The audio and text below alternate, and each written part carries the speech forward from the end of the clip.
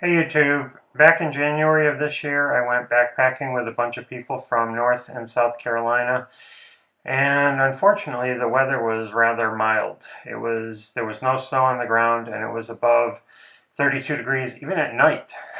So it wasn't exactly winter backpacking, but going with this many people, I got to see a lot of cool gear, and half the people probably were camping in hammocks, and the most comfortable hammock that I saw was this one. It's called the Warbonnet Ridgerunner, and you can see how the end of it is spread apart, so it's not all lumped up against your head at the ends and against your feet at the bottom.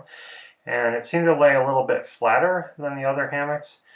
It was pretty cool. She had a Cuban fiber tarp for rain protection, and the hammock had bug netting built into it, I believe, and she had an underquilt, which I did not ask her what the brand was on that, but it looked like a really cool setup. That was the best hammock that I saw out of all the hammocks that were there. Because we have a fairly large dog, it's pretty unlikely we'll ever adopt hammock camping, but we have a MSR Carbon Reflex 3, which is a great tent for backpacking with a dog.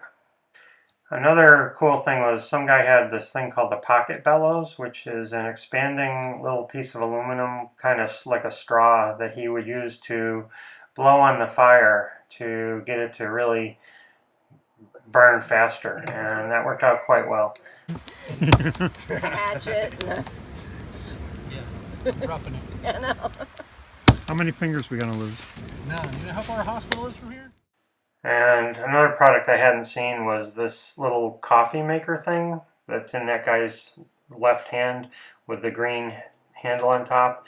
He would boil water, put coffee in the gray part of that, and then use it kind of like a tea bag almost to make coffee.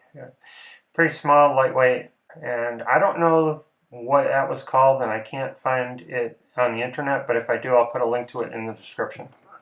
And the last thing I'm going to show you is my brand new Sawyer Mini. I, for years, had used the Katahdin Hiker filter, which was much heavier, much bulkier.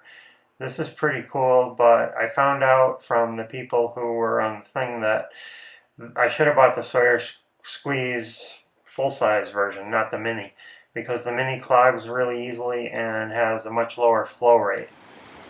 So in actual usage, what I found the most difficult to do was fill up that stupid little bag with water from the river. It just would not go into that little hole very well, and was pretty slow to get that part of the process done.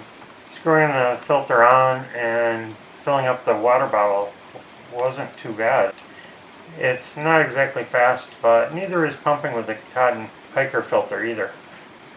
So that's all I had to show in this video. If you're interested in any of the products, I will try to find links to them and put them in the description. And thanks for watching.